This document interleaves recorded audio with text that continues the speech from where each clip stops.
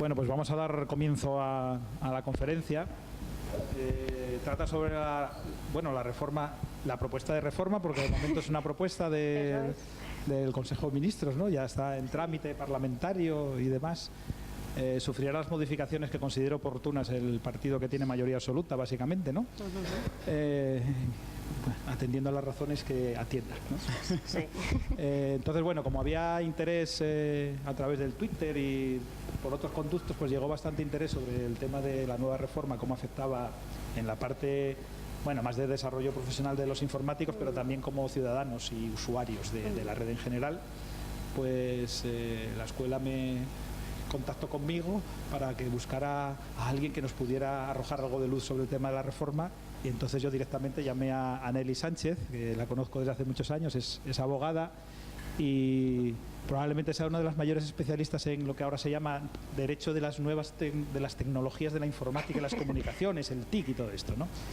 Porque ya son bastantes años con el tema de ley de protección de datos, propiedad intelectual, la LSSI, bueno, todas estas leyes que están saliendo y que están un poco relacionadas con la informática.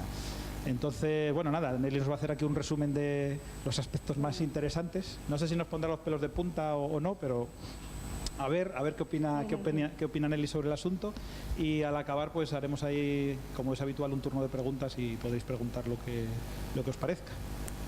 Así que sin más.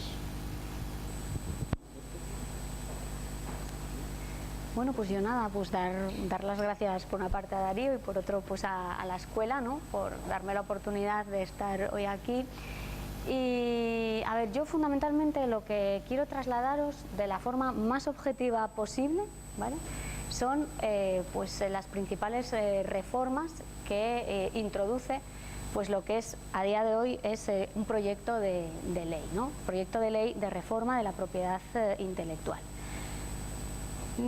Trasladaroslo de la manera más objetiva posible para que luego vosotros pues analicéis y os forméis una opinión, bueno, pues partiendo un poco de un conocimiento efectivo de lo que en esta norma se dice, ¿no? Entonces, bueno, en la actualidad sabéis que la norma que tenemos actualmente en vigor, que es la que regula los derechos de propiedad intelectual, pues es el Real Decreto Legislativo del año 1996 que aprueba el texto refundido de la Ley de Propiedad Intelectual. Y esta es la norma que actualmente tenemos en vigor. ¿Qué sucede? Bueno, pues que a raíz de, sobre todo, el avance de las nuevas tecnologías y los nuevos problemas, ¿no?, que van surgiendo entre la propiedad intelectual y el uso de las tecnologías de la información, bueno, aparte de otras cuestiones que sabéis que han surgido pues en relación con los problemas que ha habido con la gestión de algunas entidades de gestión de derechos, etcétera, etcétera, bueno, pues un poco a raíz de toda esta problemática, pues el Gobierno se ha planteado reformar la ley que tenemos en la actualidad. Y esta reforma la ha organizado en dos fases, ¿no? En una primera fase lo que pretende llevar a cabo es una reforma parcial. Fundamentalmente pretende modificar lo que ellos consideran pues los aspectos más urgentes. Y en una segunda fase se llevará a cabo lo que se dice una reforma integral. Y aquí sí que nos vamos a encontrar con una reforma de aspectos de más calado, pero bien es cierto que todavía no se ha iniciado. O sea que la fase en la que nos encontramos actualmente es en esa primera fase, la de reforma parcial de la ley. Y esta reforma pues se ha articulado a través del proyecto de reforma parcial de la Ley de Propiedad Intelectual. El pasado 14 de febrero el Consejo de Ministros aprobó su remisión a las Cortes Generales y el 21 de febrero ya la teníamos publicada en el Boletín Oficial de las Cortes Generales, ¿vale? Entonces a partir de aquí pues se iniciará, como comentaba Darío, el debate en las Cortes y veremos cuál va a ser finalmente el texto definitivo. O sea que lo que vamos a tratar en esta jornada, tened en cuenta que es un proyecto, son reformas que introducen un proyecto de ley y que puede que lleguen a ser finalmente aprobadas o no, ¿vale?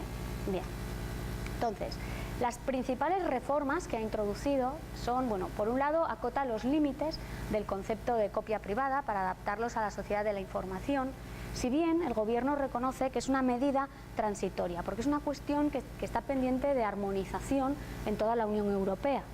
Entonces, pero bueno, en tanto se armoniza y no, pues ha decidido bueno, pues de alguna forma delimitar el concepto de copia privada. Otra segunda reforma que se introduce es la ampliación del límite de ilustración para fines educativos y de investigación. La tercera es la adaptación del famoso límite de cita o reseña, que lo extiende a los agregadores de contenidos y a los buscadores de Internet, ¿vale? La cuarta reforma, bueno, pues, va en la línea de reforzar las medidas, los mecanismos de supervisión de las entidades de gestión de derechos para, bueno, sobre todo asegurar la transparencia y la eficacia de las mismas. Y la última de las medidas, pues, bueno, pues, ha consistido en mejorar la protección de los derechos de propiedad intelectual frente a las vulneraciones que pueda sufrir estos derechos en el entorno digital. Esto es como una foto de las principales reformas que introduce el proyecto de ley.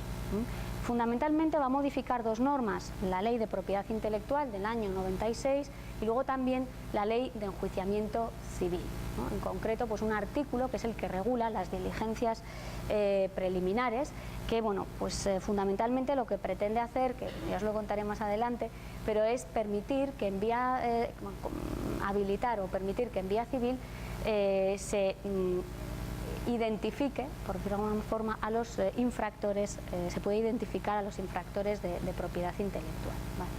Y bueno, transpone también dos directivas, una del 2011 que se refiere a la protección de los derechos de artistas, intérpretes y ejecutantes y de los productores de fonogramas, que en la actualidad tiene una duración de 50 años, la pasa a 70, que es la duración general, y luego otra directiva del año 2012 sobre ciertos usos de obras huérfanas, ¿vale? Entonces, como veis, son muchas las reformas. Nosotros fundamentalmente nos vamos a centrar en las 4 reformas que afectan al ámbito digital, ¿vale?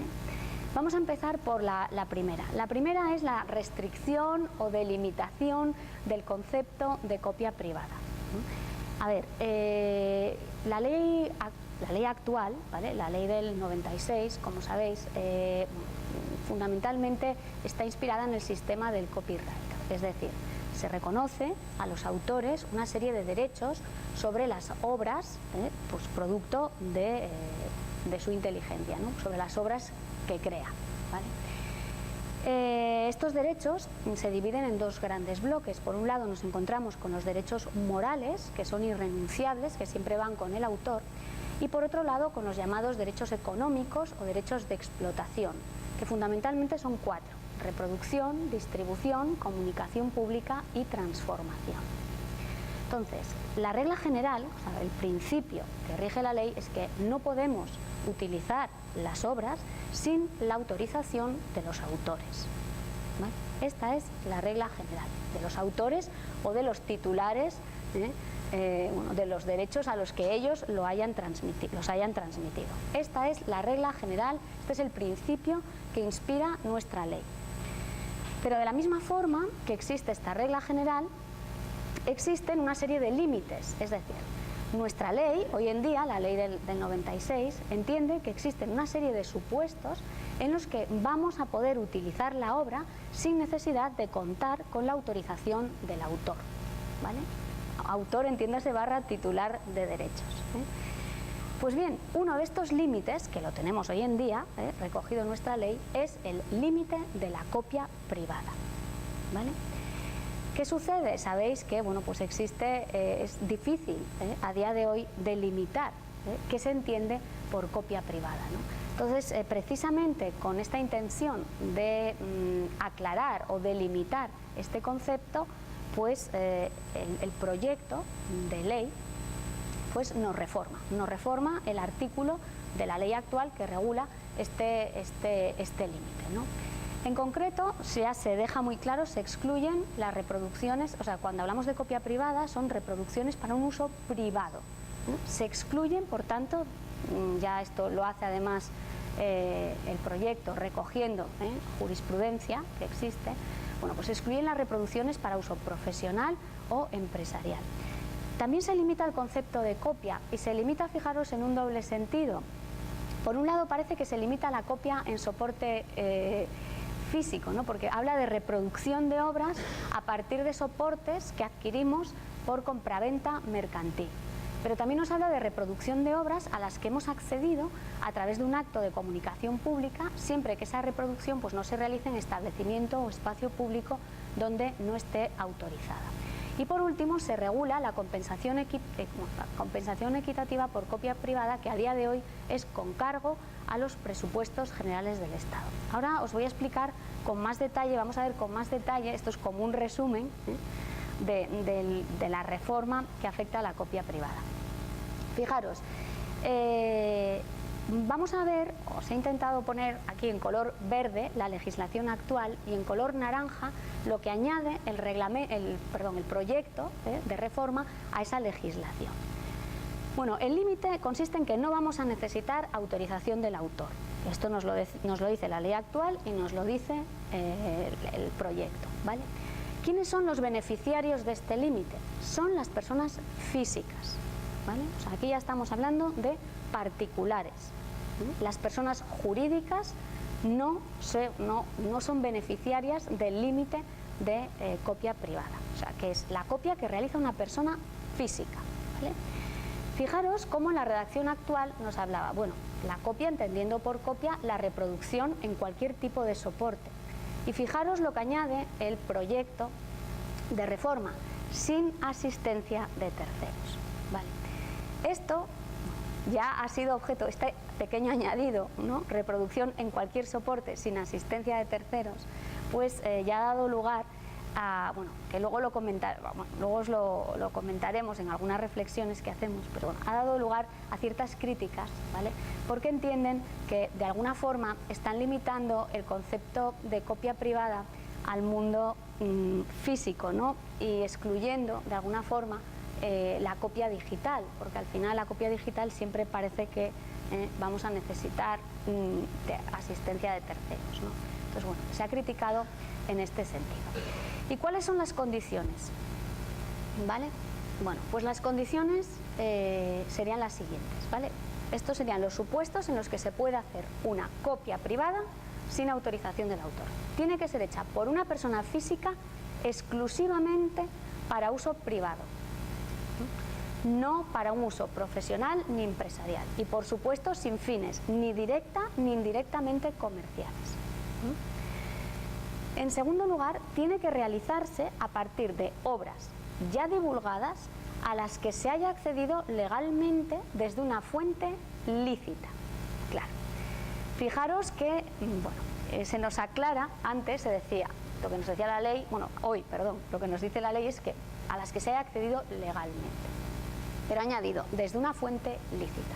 Y además, el proyecto nos aclara que solo se va a producir el acceso legal desde una fuente lícita a una obra ya divulgada cuando la reproducción la realicemos a partir de un soporte que contenga una reproducción de la obra autorizada por su titular, comercializado y adquirido en propiedad por compraventa mercantil. Es decir, solamente si habéis comprado un CD o un DVD, cualquier tipo de soporte en un establecimiento mercantil, podéis hacer una copia privada, ¿vale? También la vais a poder hacer cuando lo que realicéis sea reproducción de obras a las que habéis accedido a través de un acto legítimo de comunicación pública, mediante la difusión de la imagen, del sonido o de ambos, no habiéndose obtenido esa reproducción en un establecimiento o espacio público no autorizado. Ojo, porque aquí está excluida la comunicación pública del artículo 22i de la ley que tenemos en la actualidad. Y ahora os comento. Desde nuestro punto de vista, este límite lo que se refiere es a las copias que podéis hacer, por ejemplo, de la televisión o de la radio, ¿vale? Entonces, se supone que en este caso sí podéis hacer reproducción, entendemos, para una copia privada. En cambio, fijaros que excluye la comunicación del 22i, y la del 22i se refiere a esos contenidos que a los que nosotros accedemos por medios alámbricos o inalámbricos, pero que somos capaces de decidir cuándo y cómo accedemos a ellos. En este caso no podríamos hacer una copia privada, ¿vale? Fijaros, diferencia como los actos de comunicación pública en general de esos actos de comunicación pública del 22I, que se caracterizan porque decidimos cuándo y cómo accedemos a ellos. ¿Vale? Y luego, bueno, por supuesto que la copia no sea objeto de utilización colectiva, ni lucrativa, ni de distribución mediante precio. Bien, estos son más o menos, este es el límite de la copia privada. Podemos, por tanto, si estamos en esos dos supuestos que hemos visto antes, somos personas físicas, vamos a hacer una copia para uso privado y la hacemos, o bien, como hemos visto, a partir de un soporte que hemos adquirido mediante compraventa mercantil o a partir de una obra a la que hemos accedido por un acto de comunicación pública que no sea del 22I, sin ánimo de obtener ningún beneficio comercial, podremos efectuar la copia, ¿vale? Sin autorización del autor. Lo que sucede es que la ley entiende que el autor, aunque no necesitamos su autorización, sí tiene derecho a una compensación equitativa, derecho que tiene con la ley actual, como podéis observar, ¿vale? Fijaros que quedan excluidos del límite de copia privada lo que os he comentado, las reproducciones de obras que se hayan puesto a disposición del público conforme al 22I, ¿vale? Las bases de datos electrónicas y también los programas de ordenador, que como sabéis, bueno, tienen una regulación específica dentro de la Ley de Propiedad Intelectual y contempla el 99A la posibilidad de que el que adquiere una licencia de uso, ¿no?, sobre un programa, pues realice una copia del mismo, ¿vale? Con lo cual, estas a grandes rasgos son las novedades o las delimitaciones que introduce el proyecto de reforma sobre el límite de la copia privada. La segunda cuestión que aborda, ¿no?, en relación con el límite es el famoso pago del canon, ¿no?, que comentaba también antes con Darío, ¿no? Mirad, en un inicio, en la regulación originaria, el artículo 25 de la Ley de Propiedad Intelectual reconocía que, bueno, pues los autores tenían el derecho a cobrar, pues, una remuneración por esas copias privadas, ¿no? Y eran las entidades de gestión de derechos las que se encargaban de su recaudación. Pero bueno, en el año 2011 se dictó un Real Decreto Ley que sustituyó esta financiación por recaudación que llevaban a cabo las entidades gestoras por una financiación con cargo a los presupuestos generales del Estado. ¿Vale? Pero el artículo 25 está a día de hoy vacío de contenido. Entonces, lo que pretende hacer la reforma es dotar de contenido a este artículo. Continúa manteniéndose la compensación con cargo a los presupuestos generales del Estado. Se reconoce que los beneficiarios no solo van a ser los autores, sino en su caso los editores, productores, bueno, de fonogramas, videogramas y los artistas, intérpretes o ejecutantes cuyas actuaciones se hayan plasmado en ellos. El pago se realiza a través de las entidades de gestión de derechos, es decir, se paga el gobierno a través de los presupuestos generales del Estado. A quien paga no es al autor en último término o al editor, sino a las entidades gestoras, que son las que se encargan de realizar la distribución. Y luego se establecen determinadas directrices en cuanto al cálculo de su cuantía, ¿no?, tales como la existencia de un perjuicio mínimo o la modulación del perjuicio, según la adopción de medidas tecnológicas eficaces por el titular de derecho. Pero en cualquier caso, las cuantías concretas se dejan se dice que se determinarán reglamentariamente. Vale. Con lo cual, bueno, pues se mantiene el sistema que tenemos en la actualidad, si bien es verdad que se fijan unos criterios más exhaustivos, aunque es verdad genéricos e indeterminados para su cálculo. Vale. Y estos son, pues, algunas reflexiones que se están planteando pues sobre lo que se está moviendo, ¿no?, a nivel por lo menos jurídico, ¿no?, sobre esta reforma, ¿no? Pues bueno, lo primero es lo que os comentaba, ¿no?, el hecho de que se diga, ¿no?, que la copia tenga que ser realizada sin asistencia de terceros, si de alguna forma está discriminando la copia digital. Y luego también hay un sector doctrinal que también se plantea el por qué se ha querido ahora regular esta cuestión cuando está pendiente de armonización a nivel europeo, ¿no? Y critica al gobierno en el sentido de por qué no esperar a ver qué es lo que nos dice Europa y luego regulamos esta cuestión. Vale, es un poco lo que se está planteando en relación con la copia privada. Bueno, la segunda reforma, que entendemos que de alguna forma afecta al sector digital, es la ampliación del límite de ilustración con fines educativos o de investigación científica. Que la novedad fundamental es que en la ley actual se contempla solo para fines educativos y solo para enseñanza en aula, para enseñanza presencial, ¿no? Y con este proyecto de reforma pues parece que se extiende también a la enseñanza no presencial u online, ¿no?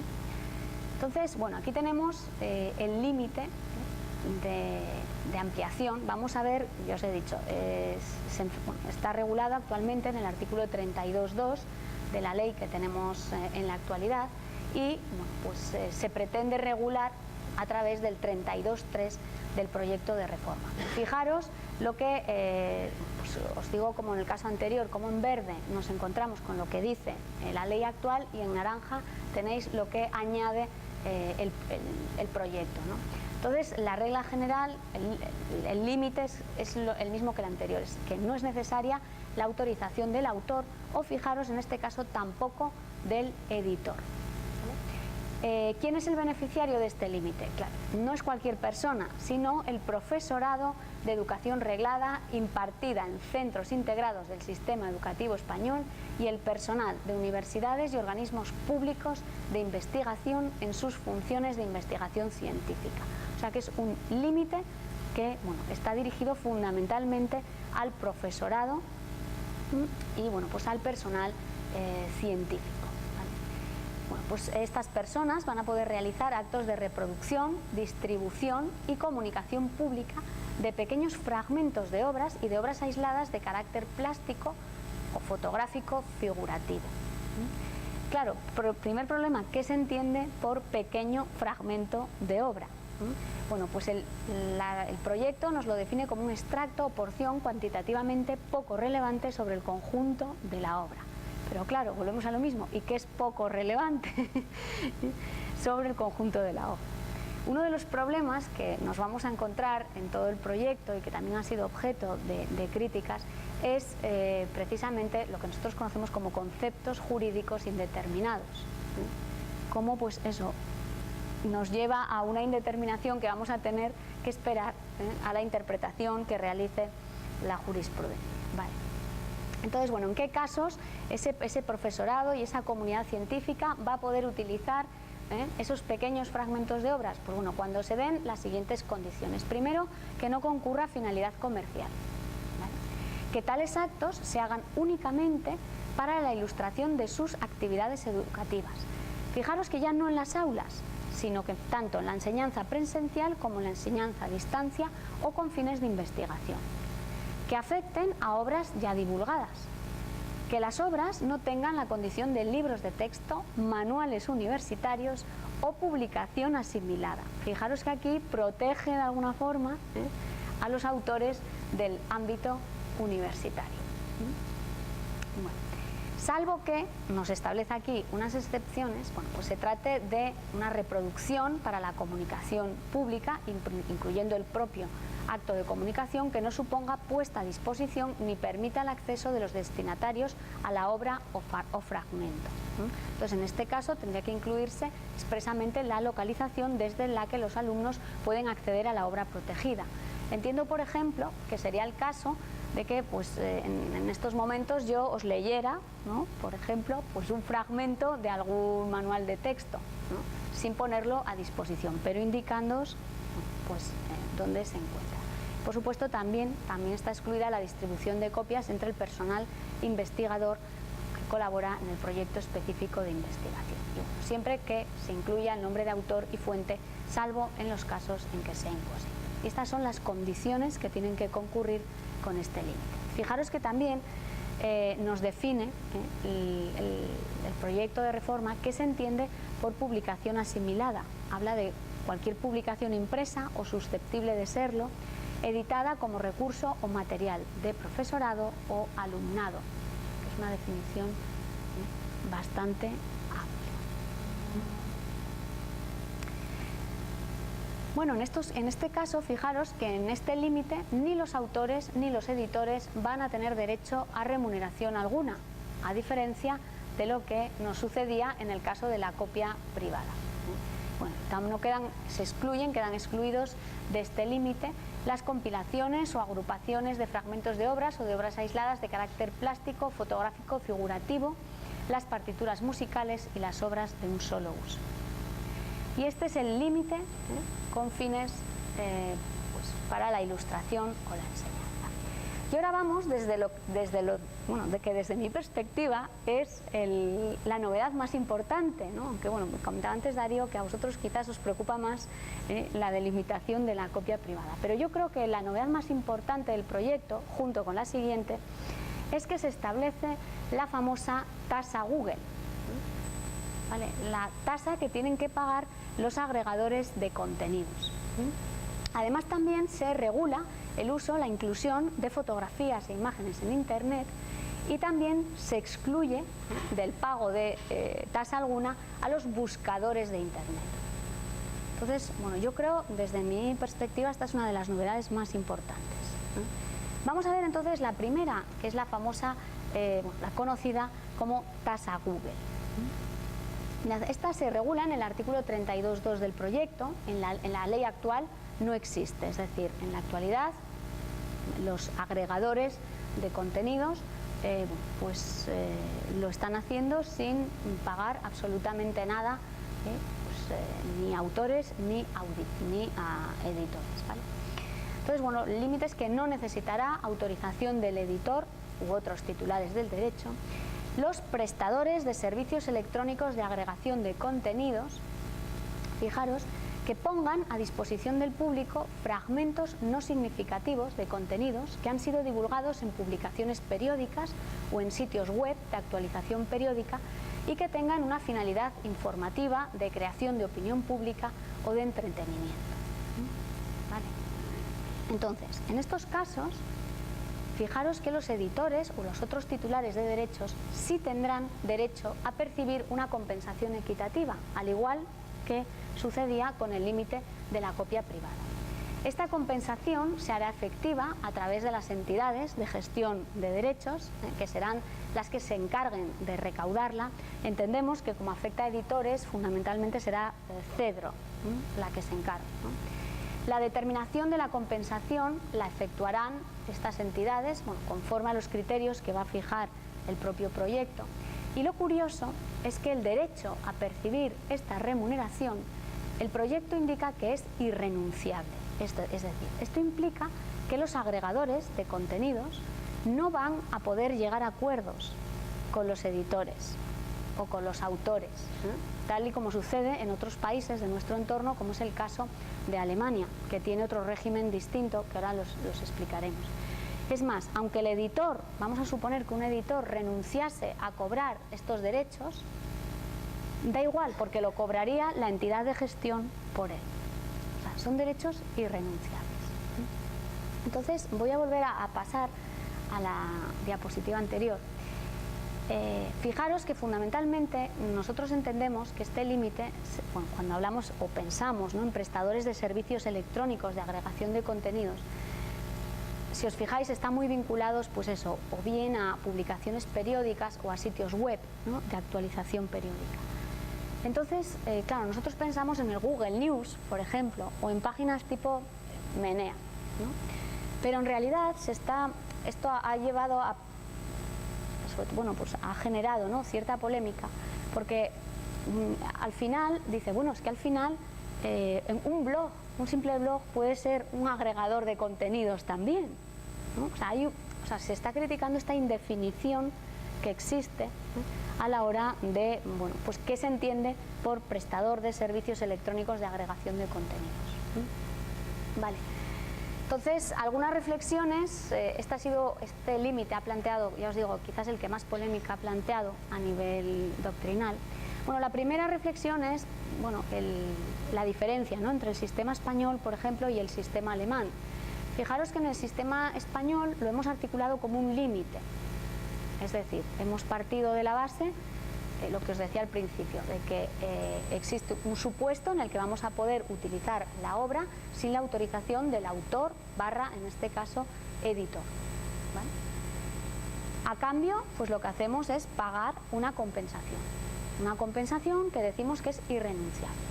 En cambio, en el sistema alemán, ¿qué se ha hecho? Simplemente se ha reconocido un derecho sui generis a los editores y que los editores negocien con, en este caso, los agregadores de contenidos, bueno, pues el pago de lo que ellos consideran conveniente, ¿no? La siguiente reflexión, que ya os la adelanté, es demasiados conceptos indeterminados. ¿Qué vamos a entender por prestador de servicios electrónicos de agregación de contenidos? Yo creo que lo que os decía, está claro que páginas tipo Google News entran en esta definición, pero es que un blog o cualquier página que se limite a recoger noticias aparecidas en otra tiene esta consideración. ¿Qué entendemos por fragmentos no significativos? ¿Qué entendemos por sitios web de actualización periódica? Porque claro, cuando hablamos de publicaciones periódicas parece que nos lleva un poco a pensar en la prensa, pero sitio web de actualización periódica, ¿cómo o qué interpretamos por editor? ¿Nos vamos a la ley de prensa y nos vamos a entender el editor como esas empresas que están inscritas en el registro correspondiente? ¿O nos vamos a una definición amplia, como es la que recoge nuestra ley de propiedad intelectual? El límite, ya os digo, ¿vale? Demasiados conceptos indeterminados. Otro problema que se plantea es cómo encaja esta regulación, este límite, con una sentencia del Tribunal de Justicia de la Unión Europea muy famosa, que es el caso Svensson.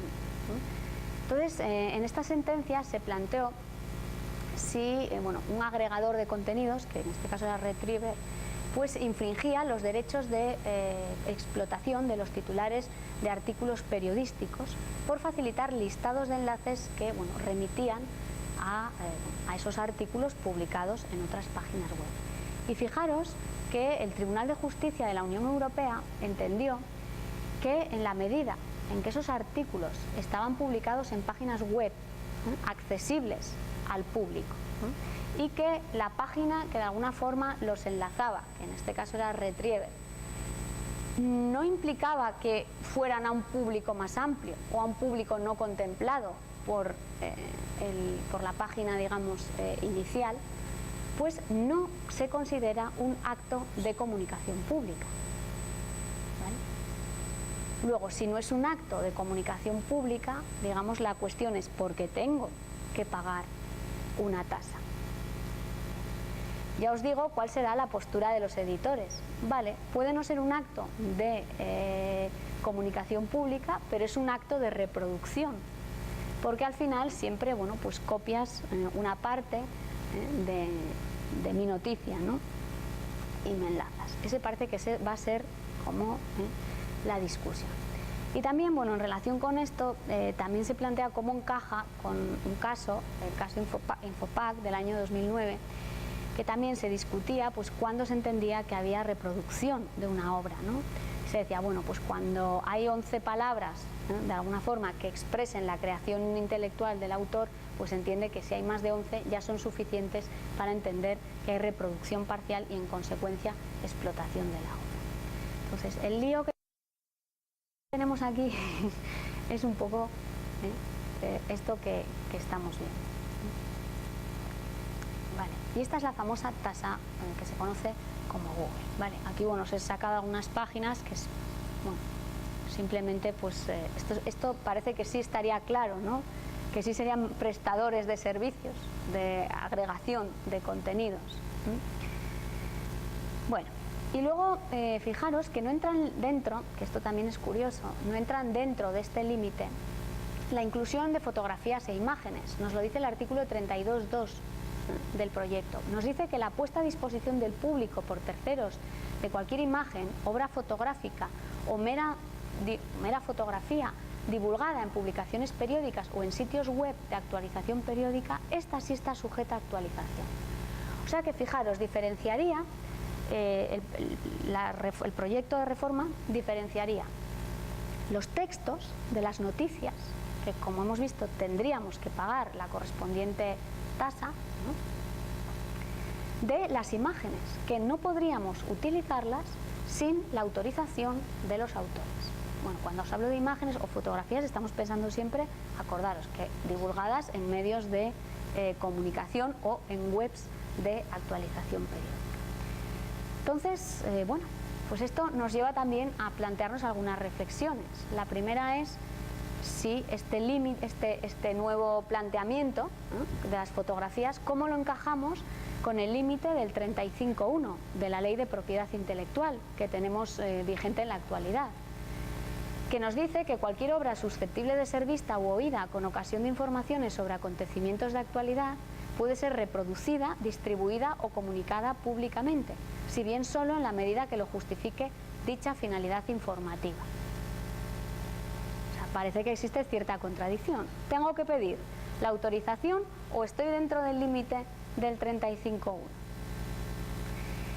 También se vuelve a plantear otra vez el caso Svensson. Lo que pasa que el caso Svensson solo se analizó los enlaces a noticias y no a fotografías. Y de hecho técnicamente se dice que las fotografías no son enlazables, ¿no? Con lo cual parece que en el caso de Google News, si copia el texto, bueno, pues puede hacerlo previo pago, pero para sacar las fotografías que aparecen necesitaría tener la autorización del medio editorial correspondiente.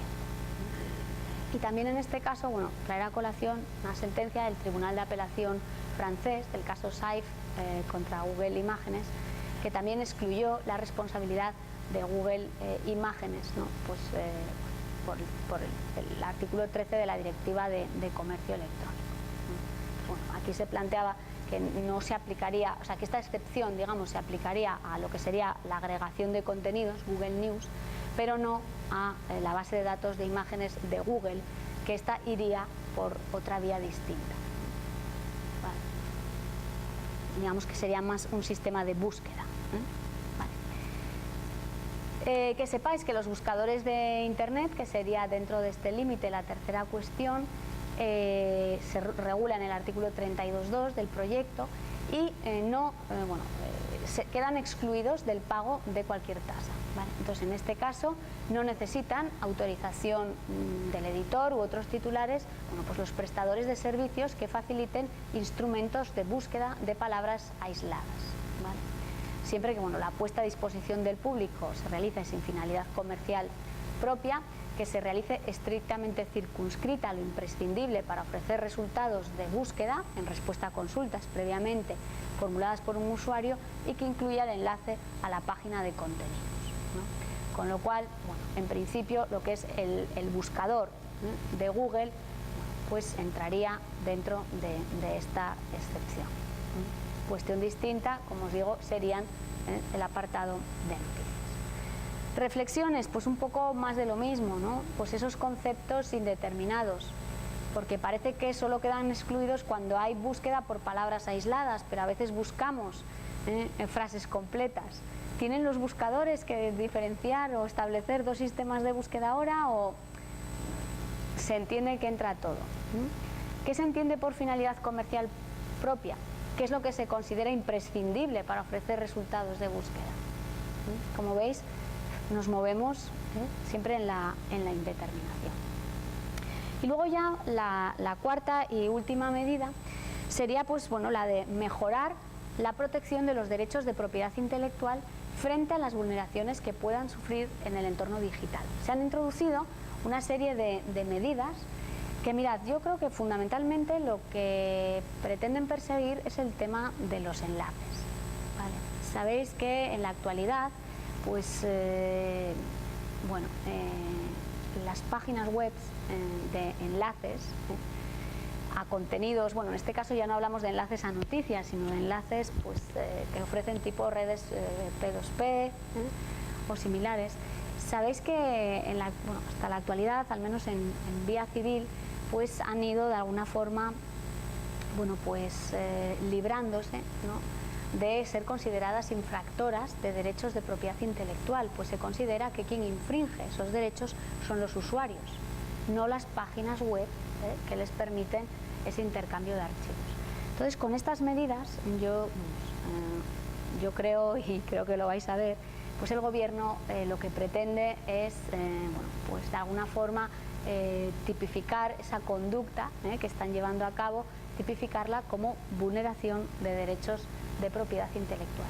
¿Vale? Y fijaros, en este sentido, bueno, dentro de todas estas medidas que adopta, ¿no?, para proteger pues lo que sería de alguna forma pues, la vulneración de derechos en el mundo, ¿no?, en el sector de las tecnologías, bueno, lo primero es que amplía el concepto de responsable de infracción en materia de propiedad intelectual.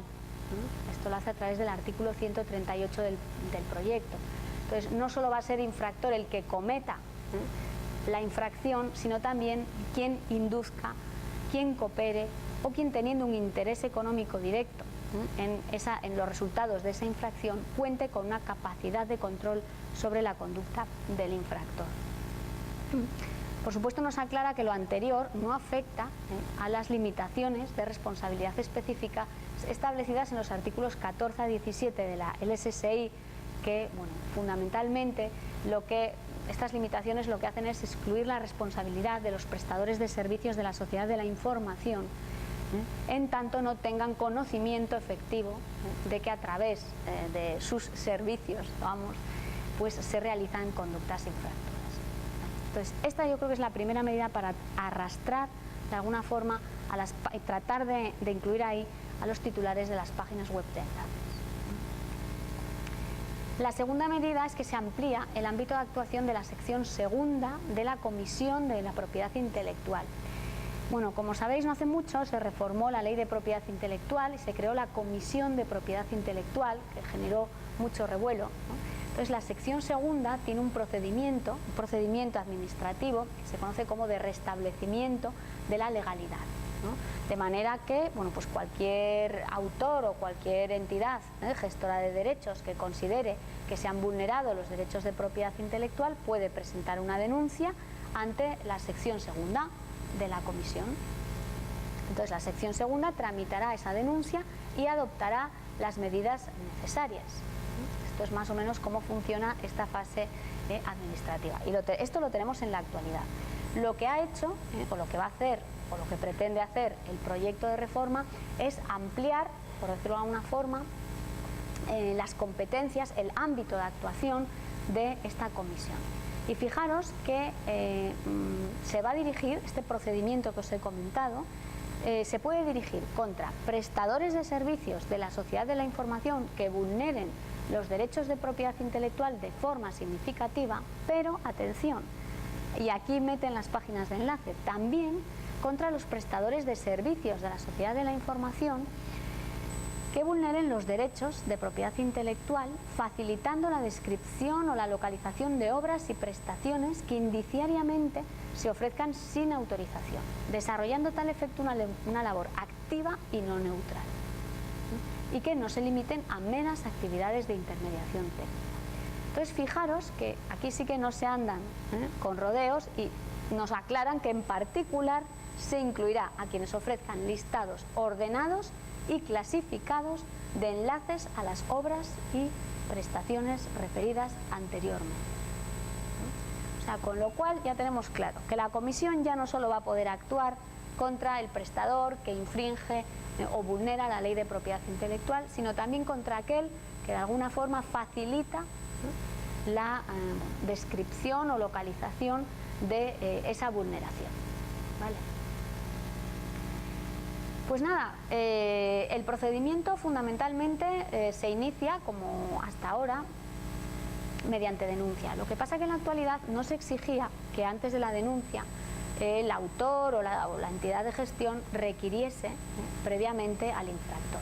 Entonces, con la nueva reforma, pues parece que sí, que se va a exigir que antes de presentar cualquier renuncia, pues ha de haberse hecho, ¿no?, por parte del denunciante, ha de haberse requerido al infractor para que retire de alguna forma pues esa obra o ¿no? ese contenido que atenta contra los derechos de propiedad intelectual. Entonces, en caso de que ese requerimiento haya sido infructuoso, bien porque el requerido no ha contestado o bien porque contestando no retira o inhabilita el acceso a los contenidos en el plazo de 3 días desde la remisión del requerimiento, pues entonces se puede presentar la correspondiente denuncia ante la sección segunda de la Comisión de Propiedad Intelectual. Otra cuestión que nos ha llamado la atención que establece esta reforma es que este requerimiento previo que realiza el denunciante puede considerarse cuando proceda, y dice, a efectos de generación de conocimiento efectivo en los términos de los artículos 16 y 17 de la LSSI, siempre que identifique la obra o prestación, el titular de derechos y al menos una ubicación donde es ofrecida.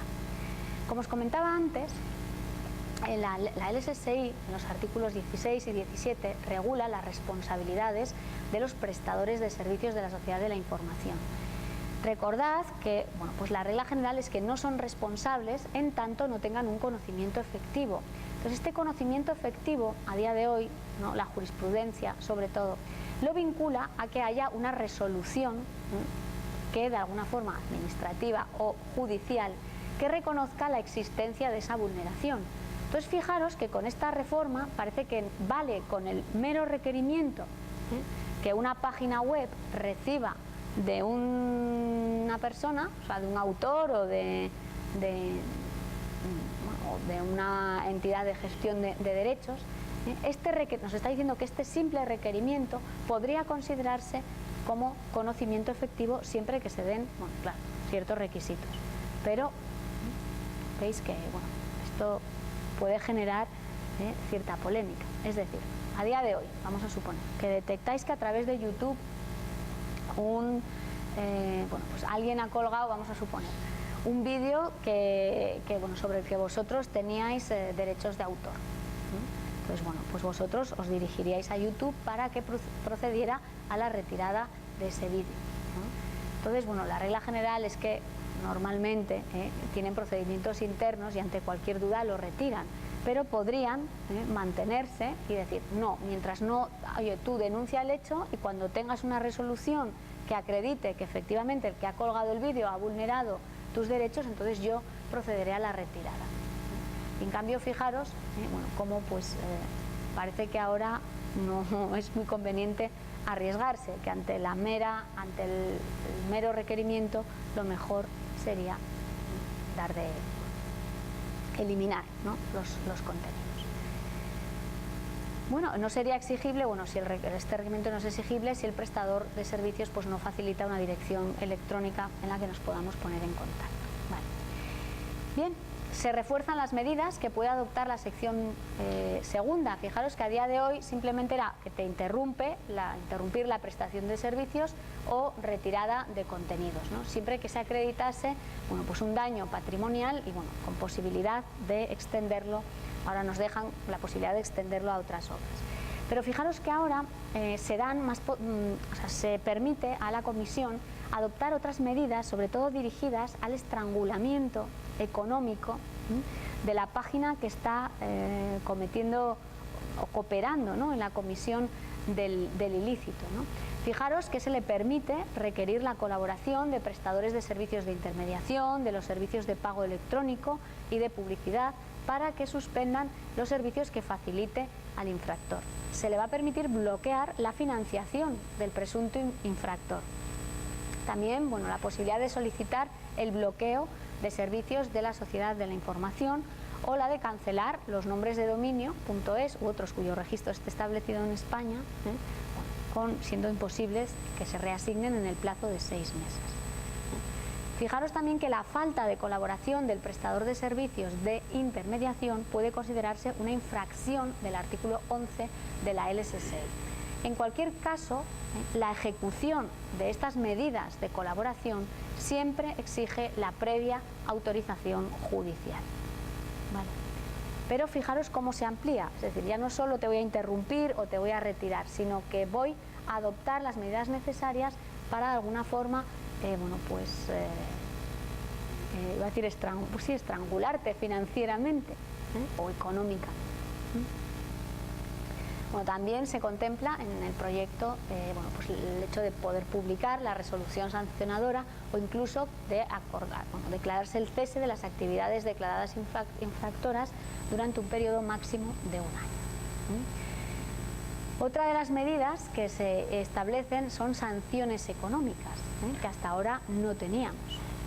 En caso de incumplimiento por 2 o más veces de las resoluciones de la sección segunda de la comisión que requieren la retirada de contenidos o la reanudación por 2 o más veces de actividades vulneradoras de los derechos de propiedad intelectual, pues puede dar lugar a sanciones económicas que oscilarán entre 30.000 y 300.000 euros. O sea que el hecho de ser reincidentes en nuestra conducta pues puede dar lugar a sanciones económicas. Y luego, bueno, que se establecen, uno de los problemas que tenemos es, claro, todas estas medidas están muy bien, pero en principio parece que solo podríamos aplicarlas sobre prestadores de servicios establecidos en España.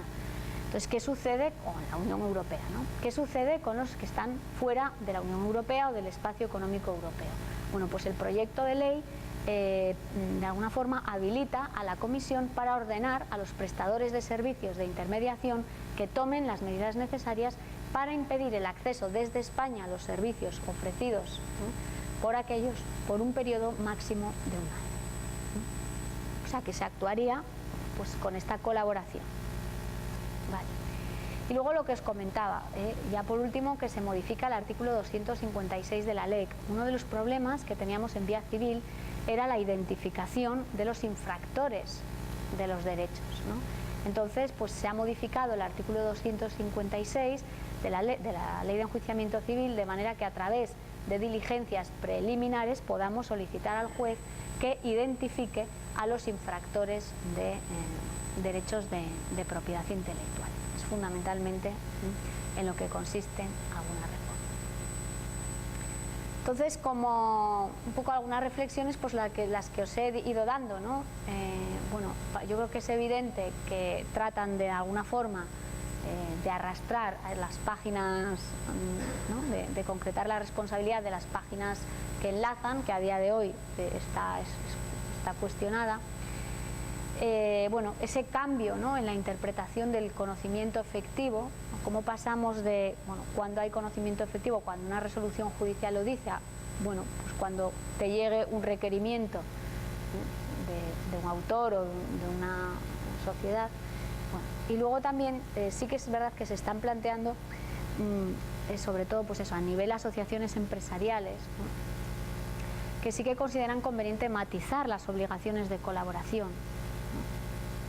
Esas que decíamos, oye, el que te requiera la Comisión de Propiedad Intelectual pues porque eres un medio de pago, porque eres el banco que financia, para que colabores, ¿no? En pues, creo que por ahí va esta ley. Y nada, estos son un poco, bueno, pues a grandes rasgos las reformas que hay más reformas, pero nos hemos centrado en las que afectan al mundo o al sector digital, ¿no? Entonces, como veis, pues son un poco las que os he trasladado. No sé si tenéis, porque es un poco... Entiendo que la materia es densa, pero yo creo que sí, que lo tenéis aquí esquematizado y sí que es bueno que pues reflexionéis, ¿no? Y os planteéis un poco... Bueno, pues muchas gracias, Nelly. Vamos a pasar al turno así de preguntas. Si alguno tiene alguna pregunta, levantamos la mano como Benjamín por allí, yo le alcanzo el micrófono y esperamos al micrófono para preguntar. Bueno, buenas tardes. Con respecto a lo que acabas de comentar al final de la validez de las acciones que se pueden tomar en base a esta propuesta de ley en el espacio de la Comunidad Económica Europea, sí. Primero, si hay diferencias con la normativa en otro país, como el caso de Alemania, ¿se pueden tomar medidas que en España puedan ser delito, pero en Alemania no? Por eso tendría que haber una unanimidad de criterio en todos los países de la Comunidad Económica Europea. Claro. Primera parte. La segunda, y en caso de un delito, por ejemplo, la empresa es española, y estoy agregando contenidos europeos o de otras partes del mundo, pero mi servidor está en las Islas Seychelles. ¿Hay delito? A ver, claro, las preguntas son complicadas. Porque a ver, ahí lo que hay que analizar, claro, es es una cuestión jurídica súper complicada, ¿no? Cuando, sobre todo pues, en el ámbito internacional, lo primero que habría que determinar es la legislación aplicable, ¿no? Es decir, viendo dónde está el servidor, ¿no? Y dónde se ha cometido el delito, pues tendríamos que analizar la legislación aplicable. Para ello tendríamos que irnos, estamos hablando fuera de la Unión Europea, tendríamos que irnos a los convenios correspondientes. O sea que fijaros, y si no hay convenios, pues tendríamos que ir aplicando las normas de conflicto que tenemos en España. Entonces, o sea, la pregunta es de difícil respuesta porque habría que ver el caso concreto y ver los convenios, las normas que se aplican a cada caso. Pero en cualquier caso, lo que viene a ser aquí, si la infracción, que es lo que parece que nos dice aquí, si la infracción realmente se está cometiendo en España, ¿no? Pues sí que es verdad que, como veis, aquí sí que en materia de propiedad intelectual te hablo, sí que nos dice el cómo pues puedo requerir a ese intermediario para que impida el acceso. ¿Qué pasa? Es una de las cuestiones que se discute, por ejemplo, sobre todo con Google, ¿no? ¿Se le aplica la normativa española si es una sociedad estadounidense? Entonces, claro, se aplica la normativa española, lo que nos dice es que se aplica cuando los servicios van dirigidos fundamentalmente a ciudadanos españoles y además la empresa tiene intereses y establecimiento en España. Y de hecho en España tenemos varias sentencias contra Google en las que se ha analizado esta cuestión y se ha considerado así. Entonces en este caso entiendo que habría que analizar y si efectivamente llegamos a la misma conclusión, es decir, la infracción es cometida pues por, vamos a suponer, un prestador que sí está en las Islas Fiji, pero resulta que va dirigido expresamente a ciudadanos españoles y además podemos saber que tiene establecimiento o intereses económicos en España, pues sí les resultaría aplicable en este caso, pero digo, aplicando la ley de propiedad intelectual. Pero es un tema, ya os digo, súper complicado. A nivel internacional hay que ir analizando caso por caso para ver en qué ámbito nos movemos. O sea que la respuesta es como un poco indeterminada, pero...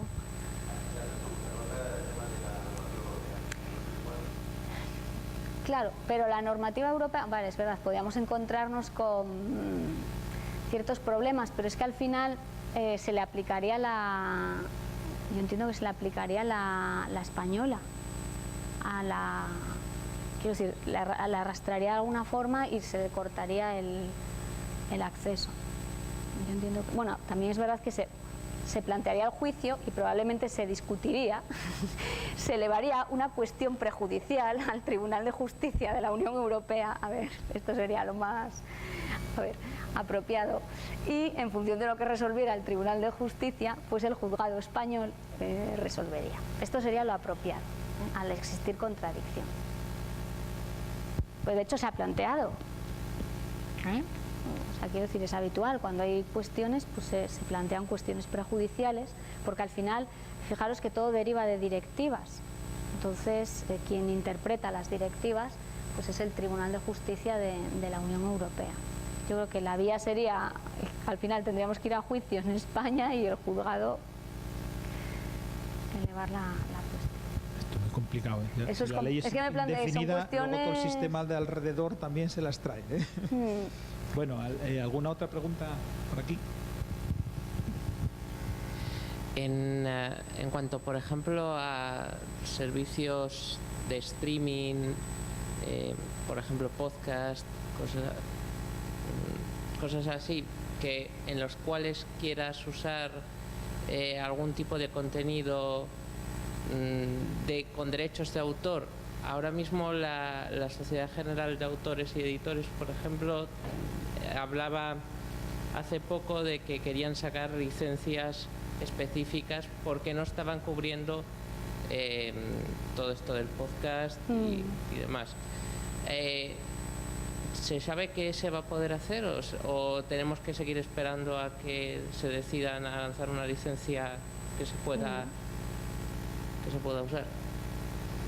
Pues por ahora yo creo que habrá que esperar. ¿Qué? ¿Podemos seguir, o sea, podemos utilizar algún tipo de contenido o...? Vamos a ver, las páginas web de que hacen streaming, ¿no? O sea, pues si tienes los derechos de autor, bien porque tienes licencias, tienes contratos con los autores, o bien porque has negociado con la SGAE o la entidad que corresponda, pues claro que por supuesto, si tú estás autorizado para realizar un acto de comunicación pública, como es ese, que es el streaming, tú podrás hacerlo. Estás autorizado por el autor o por la entidad correspondiente, pero si no tienes esa autorización, a día de hoy, no. Eso es un ilícito. De hecho, en las sentencias que tratan el tema de los enlaces, diferencian si hay streaming, ¿no?, o descarga, de si simplemente simplemente enlazan, ¿no?, a dos personas, como quien dice, ¿no?, un servidor con otro. Y cuando hay streaming ahí sí que consideran que es un acto de comunicación pública y que si no se tiene la autorización de los autores, pues... Ahora, lo que claro, yo no sé si la SGAE, SGAE o quien corresponda, porque puede ser la VGAP o... Depende del tipo de contenidos. Bueno, pues puede ser desde música, vídeo... Claro, hay que ver los acuerdos que llegan con ellos. Bueno, no es fácil esto, ¿eh? A ver, otra pregunta por aquí. El hecho, por ejemplo, de tener una página web en un .com y ofrecerla en español ya implica que tu mercado es, por ejemplo, España, sin tener ninguna sede física en España ni nada por el estilo. Hombre, no, yo creo que tienen que tenerse en cuenta más elementos, ¿no? Porque ¿qué ofreces a través de tu página web? ¿Qué servicios ofreces? Y aparte el .com, pero ¿dónde lo tienes alojado?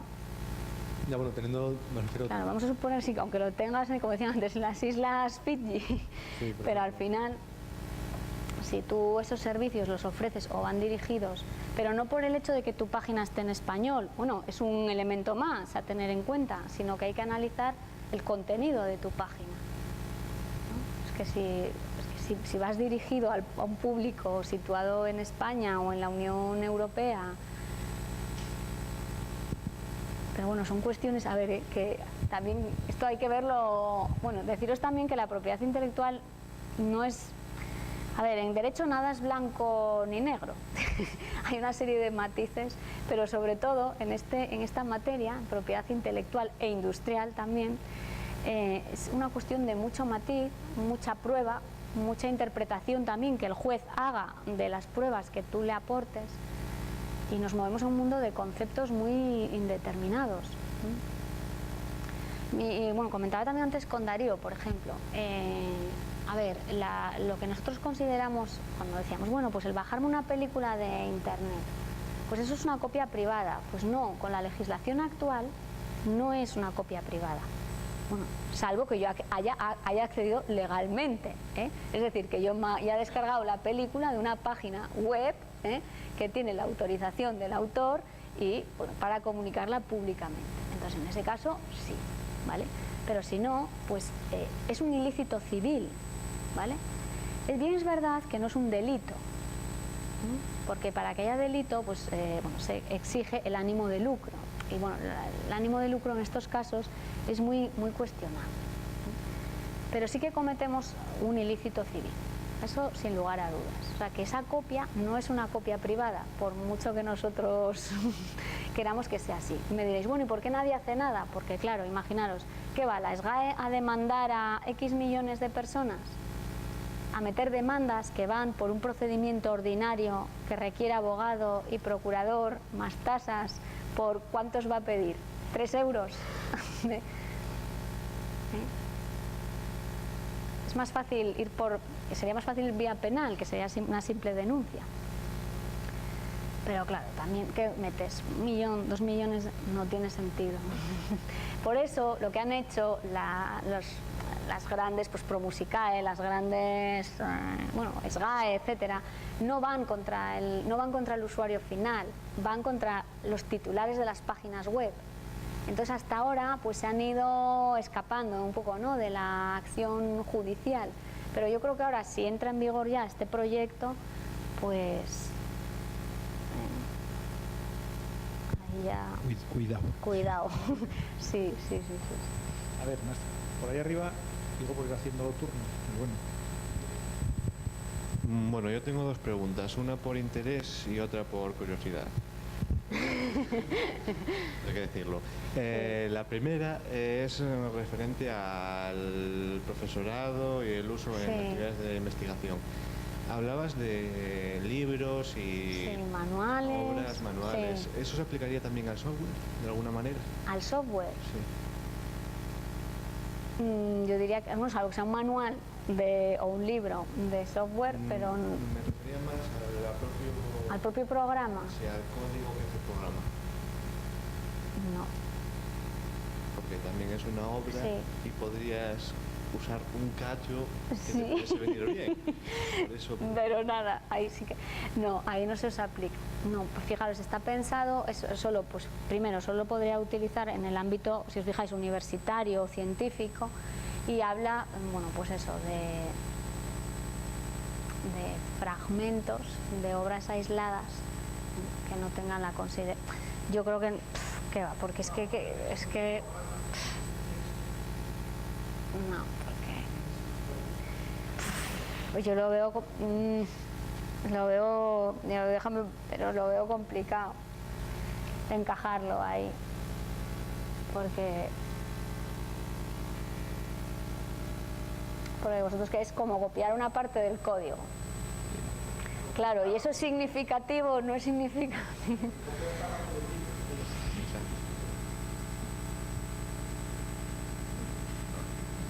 Es que yo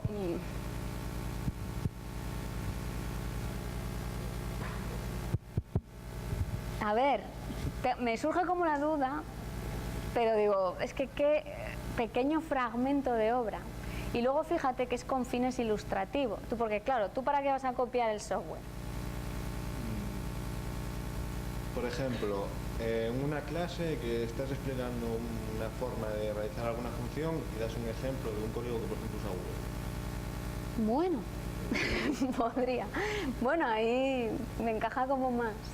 Pensé que decías copio para luego... También iba en ese camino. Yo decía, uy, eso no lo veo. Para ilustrar la clase, sí, podría ser, pero claro, qué fragmento no significativo, ¿eh? Es que aquí me metéis en un compromiso. ¿Podrías? Yo te podría decir, pues sí, pero claro, cuando ese fragmento... Primero, bueno, tendrías que ser beneficiario, es decir, o profesor o para fines de investigación científica. Y luego yo, el segundo problema que le veo es si el fragmento es significativo o no. Pero bueno, por intentarlo, en cualquier caso, de intentarlo, indicar siempre acordaros el nombre del autor y la fuente de la que lo habéis obtenido. Y en el uso de software sería lo mismo, o sea, no se contaría, ¿no? O sea, de usar software en el sentido de un programa con fines ilustrativos, por ejemplo, ¿eso entraría en esas circunstancias? Pero claro, esto se refiere más a fragmentos, o sea, como al uso de fragmentos en tus clases. Y tú dices ya a usar el programa como... Sí, como parte una forma de explicar cómo funciona o... Que es súper complicado, ¿eh? Yo ahí lo veo más difícil, porque ya usas la obra entera. Es que ahí ya lo veo más difícil. Bueno, a ver, os estoy dando mi opinión, aquí mi interpretación del proyecto, que bueno, de repente igual nos encontramos con una sentencia que avala totalmente esto. Y la otra pregunta que tengo, que es la de curiosidad, a ver, está bien, en la Universidad de Oviedo tenemos un sistema para acceder a sistemas operativos de Windows, o sea, cosas de Microsoft, y comprarlas legalmente, gratuitamente. Se llama DiskSpace. Y me surgió una duda, que es, si yo compro por ahí un software, lo que me va a dar, por ejemplo, Windows 7, me da un archivo que puedo grabar en un CD y luego instalarlo. La duda que es, copia privada contaría, si tengo ese archivo, lo grabo al DVD, eso contaría como copia privada, de manera que puedo mantenerlo en el CD, en el DVD, y en el disco duro a la vez, o tendría que borrar el disco duro. Eso entraría, pero si te fijas, no es que estés dentro del límite de copia privada que hemos visto, sino que tú vas por la copia privada del software. Entonces tú como usuario te dice la ley actual que tienes derecho a tener una copia. Te habla de una. Sí, por seguridad fundamentalmente. Pero te habla de una. O sea que no podría grabarlo en el DVD sin borrarlo en el otro, ¿no? Sería el caso. Sería, ¿no? Claro, sí.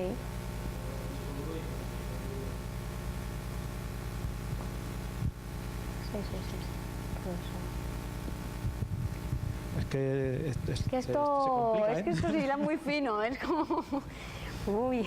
No, pero bueno, pero está bien. Está dándonos ideas a los profesores por el tema de coger código de una obra ya existente. Claro, yo al principio sobre todo pensaba que decías, trocitos, ¿no? Cojo el código para luego desarrollar. Digo, no cojas nada para desarrollar. Eso es distinto. El problema sería cómo acceder al código fuente de una, porque tú claro, siempre cuidado, porque se habla de obras ya divulgadas, claro. Se divulga la obra, pues el Windows se divulga en formato binario, no se divulga el código fuente, ¿no? Entonces, claro, ahí tienes que sería acceder al código también fuente, bueno. Cuidado, porque, o sea, vosotros leeros siempre bien los límites, porque se habla de obras ya divulgadas. Entonces, bueno, hay que ver que eso haya sido divulgado, que no haya sacado yo el código de... Más preguntas por aquí. No me tengo ni que levantar. Esto es tremendo. Y por allí también. Respecto a la tasa de Google, ¿los agregadores de contenido tendrían que pagar en cualquier supuesto o únicamente cuando enlazaran a contenido español? No, en principio, claro, es que estamos hablando en el ámbito, o sea, la ley de propiedad intelectual, en principio pues se está protegiendo los derechos de autores en España, entonces en principio solo en España. Lo que pasa que fijaros, en Francia ya ha habido movida en este tema, en Alemania ya está regulado, lo han regulado de forma distinta, o sea que tendrán que llegar, bueno, tendrán que regularlo en cada país de la Unión. Bueno, confiemos en que haya una unificación, ¿no?, en esta materia.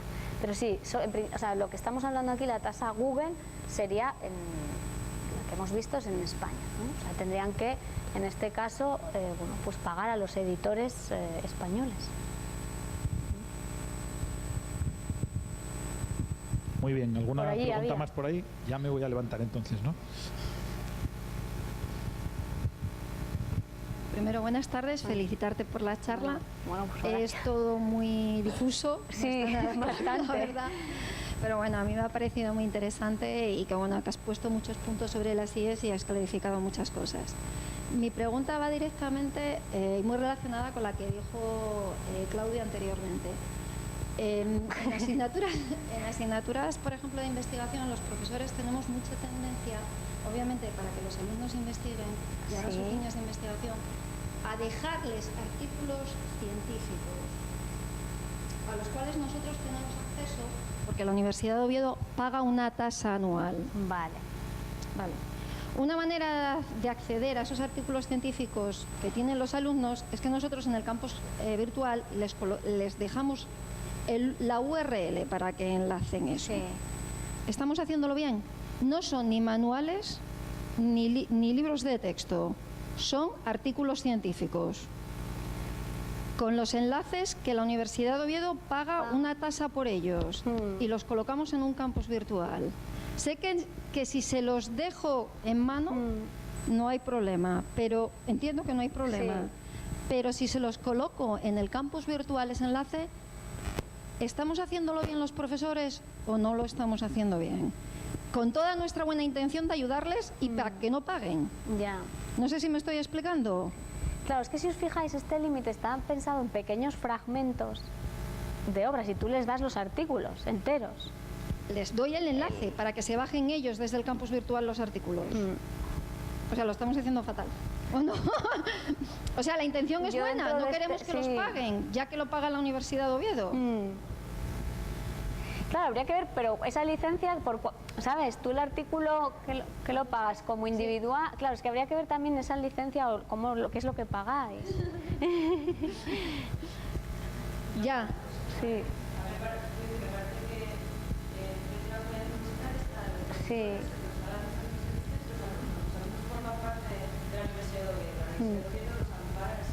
Sí. Ya, pero si os fijáis, desde luego este límite no están incluidos los alumnos, están o los profesores o o las personas que están realizando, en este caso, investigación. Sí. Claro, por eso os digo, pero hay otro límite que es el uso, que yo no sé si estaréis dentro, que es el que hay actualmente, que es el uso por parte de instituciones públicas de obras, como por ejemplo, pues la Universidad de Oviedo pues tiene su biblioteca, ¿no? Sería también pues a disposición de todos. Entonces yo creo que quizás entraríais en ese, o sea, habría que ver si estáis dentro de ese otro límite del uso. Y ahí lo que se hace es que las instituciones pagáis una tasa especial. Sí.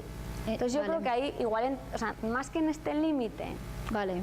Es que este límite es como, yo lo veo, más enfocado a, voy a dar una clase, una presencial o online, o voy a llevar a cabo una labor científica y utilizo obras de otros. Pero claro, tu planteamiento es, no, yo lo que tengo es una serie de documentación de la universidad y la pongo a disposición de los alumnos o de, o de profesores. Sí. Pues yo creo que entraríais en el otro límite, que es que no lo ha retocado, que es el que está en la actualidad. Vale. Y vamos, que, espera, tengo aquí la ley, te lo digo, porque sería el 30 y algo.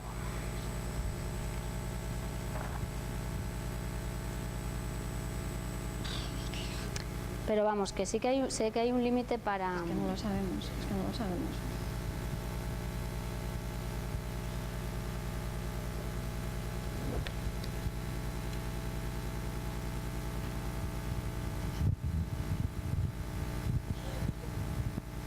Mira, yo creo que es el límite del 37, que es el de reproducción, préstamo y consulta de obras mediante terminales especializados de determinados establecimientos. Y entonces dice que los titulares de derechos de autor no pueden oponerse a las reproducciones de las obras cuando se realicen sin finalidad lucrativa por museos, bibliotecas, fonotecas, filmotecas, hemerotecas o archivos de titularidad pública o integradas en instituciones de carácter cultural o científico. Y la reproducción se realiza exclusivamente para fines de investigación o conservación. Entonces yo pienso que, entiendo yo, que os movéis ahí. Pero eso, que no significa que el que no tengáis que tener la autorización sí que pagáis y hay como unas tasas especiales. Yo creo que ahí la cuestión es que yo creo que la universidad paga a esos proveedores de artículos científicos no solo por los profesores sino para toda la comunidad universitaria. Entonces, si pagamos por ello, sí. Otra cuestión es sin pagar, si tuviéramos derecho con alguna de esas limitaciones a usarlo sin tener que abonar una tasa específica, un contrato específico, ¿no? Ya, bueno, sí, eso sería, sí. Segunda pregunta. Con respecto a la utilización de las imágenes de Google, ¿todos las utilizamos? Bueno, eso es un tema. A ver, mirad, es un tema que se nos da muchísimo. Mirad, se nos da. Bueno, yo, claro, sobre todo me dedico al mundo. Bueno, mi especialidad. Bueno, por mi especialidad es Derecho de Tecnologías de la Información, pero formo parte del Departamento de Derecho Mercantil, ¿no? Entonces veo, sobre todo, temas de empresa, ¿no? Y mirad, no sabéis la cantidad de reclamaciones que reciben empresas por utilizar imágenes sin la debida autorización. O sea, un montón, pues eso, de gente que, pues una empresa encarga una página web y luego pues decide pues poner ahí los contenidos que ella considera pertinentes y utiliza imágenes de internet. Entonces, claro, es muy importante que el hecho de que una imagen esté en internet, de que una imagen sea pública, bueno, una imagen o cualquier contenido, no significa que no haya derechos de autor sobre él. Entonces nos hemos encontrado con que llegan reclamaciones, bueno, sobre casi todas vienen de Getimage, que es como la base de datos esta americana, diciendo, oiga, hemos detectado que en su página web se utiliza y págueme tanto por imagen. O sea, que quiero decir que... Entonces... Bueno, pero hasta casa no nos llegará a perseguir para un trabajo del instituto ni nada de eso, ¿no? No, es que los trabajos del instituto eso se lleva mucho. También, ¿no? Bueno, claro, pero bueno, yo os hablo de nivel empresarial, que claro. Y luego también pues lo que os decía, pues muchas personas dicen, bueno, pues a veces es verdad que pues con fines existe otra, que es que no la hemos hablado, pero existe otro límite, que es el de cita.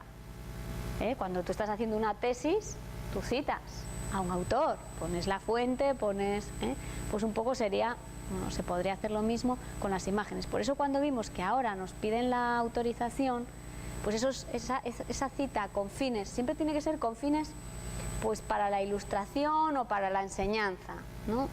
Entonces, os decía yo, no encaja con el artículo 35.1, por ejemplo, o sea que... Vale, entonces, no se puede utilizar, la regla general es que no se pueden utilizar las imágenes que aparecen en internet sin autorización de los autores. Si nos movemos en el mundo, volvemos a lo de siempre, en el mundo de la docencia, bueno, pues sabemos que tenemos con fines, tenemos la posibilidad de citarlos o de utilizarlos, siempre indicando la fuente y el origen. Pero siempre acordaros, moviéndonos en ese mundo. Bueno, muy bien, gracias Nelly. Vamos ya acercándonos al final. Yo tenía ahí una lista de 27 preguntas que habíamos preparado, bueno, habían preparado los alumnos de una asignatura, temas así de informática relacionados con estos aspectos legales y profesionales. Estamos aquí los dos profesores y unos cuantos de los alumnos que haciendo un gran esfuerzo han venido de una cosa que tenían que acabar a las 6 y vinieron corriendo. Entonces, bueno, ya han preguntado algunos y había una cosa que me llamó la atención porque a mí también se me planteó la cuestión, que unos cuantos hacían referencia al tema de que ahora con esta reforma las copias privadas, digamos que están vaciadas prácticamente de contenido, ¿no? Con respecto al origen de la copia privada, aquella en el año 96, que era para las casetes aquellas que nos copiábamos así misericordiamente, ¿no? Entonces ahora prácticamente es, bueno, ni te pueden ayudar. Si te ayuda, si eres un abuelo y no sabes, entonces nada, te fastidias, ¿no? Pero a lo que iba yo es a lo siguiente. Hasta ahora hemos estado pagando un canon por unos soportes. Yo tengo una caja de CDs que me compré hace 5 años, por ejemplo, y pagué un canon en su momento. Compré un disco duro hace unos años y ese disco duro pagué 12 o 15 euros, no recuerdo cuánto era, una cosa así, para poder hacer copias privadas en ese disco duro. Ahora cambia la ley de lo de las copias privadas. ¿Me van a devolver los 12 euros que pagué del canon en su momento? ¿O yo, con esos 12 euros que ya pagué, puedo seguir en ese disco duro, sí puedo seguir haciendo copias privadas? Esa es una de las preguntas. Y la otra pregunta relacionada. Las copias privadas que ya tengo hechas de antes, con las leyes anteriores, ¿qué pasa con esas? ¿Son fuentes legítimas o no son fuentes legítimas? ¿Las tengo que borrar? ¿O qué pasa con lo anterior? Vamos. Ya. Bueno, a ver, yo creo que te iba a decir, bueno, respecto de, bueno, si claro, yo te diría, bueno, no sé qué decirte, lo primero, porque es como... Es complicado también, ¿no? Sí. Yo creo, respecto de lo segundo, es que claro, nadie va a mirar si, o sea, lo que te van a mirar es si has accedido legítimamente o no a la obra para hacer la copia. O sea, nadie va a mirar si has pagado o no el canon por los CDs. Entonces, que si tú has accedido, con independencia que hayas pagado el canon o no, porque date cuenta, ya lo está pagando el gobierno por ti, yo creo que se van a centrar en... A ver, ¿esa copia es lícita o no? Es que lo vinculáis mucho a, pero yo he pagado. Pero es que el hecho de que tú pagues no significa tampoco que puedas hacer copias ilícitas. Has pagado el canon por la copia privada. ¿Lo que has hecho es una copia privada o es CDD? Bueno, visto así, efectivamente, pero vamos, yo había pagado 12 euros de canon para poder hacer copias privadas según lo que se podía hacer antes, y ahora con el disco duro no puedo copiar nada porque... Bueno, sí puedes copiar de un CD o de Bueno, la habla televisión. concretamente en un soporte. Bueno, Sí, si se un entiende el disco soporte. duro como soporte, podría ser. Bueno, sí. Bueno, nada. Y luego la primera, es que no sé qué contestarte, pero yo, o sea, no sé si puedes iniciar un juicio para reclamar que te devuelvan el dinero. Pero sí que ha habido, bueno, con esto del canon sí que ha habido, ¿sabéis? Sí ha habido sentencias y jurisprudencia de, bueno, lo que pasa que no de particulares, sino de empresas que, bueno, comercializaban, en este caso, pues los aparatos y soportes y que pedían que se les devolviera. Pero no yo creo que se les pedían que se les devolviera por considerarlo ilegítimo, pero no por decir, no, es que ahora como es con cargo a los presupuestos generales del Estado. Entonces, por eso te digo, me metes en... No te sé qué decir. Yo te digo porque probablemente si esto sigue adelante, no, porque... todas estas cuestiones que han salido aquí acabarán saliendo... No, a ver, yo creo que la respuesta a la primera es que no. O sea, que tú pagaste en su día y ahora hay otra forma de compensación y ya está. Y la segunda es, si tu copia es legal, podrías, y si no... Bueno, ya estamos ya un poco fuera de tiempo, nos obligan a cerrar el edificio. Así que, bueno, nada, creo que ha estado bastante interesante el turno de preguntas también. Sí, hemos hay conseguido aclararnos de algunas cosas y nos han liado con otras cosas más complicadas. Sí. Pero bueno, nada, muchas gracias, Nelly. Vamos a darte un aplauso. Gracias.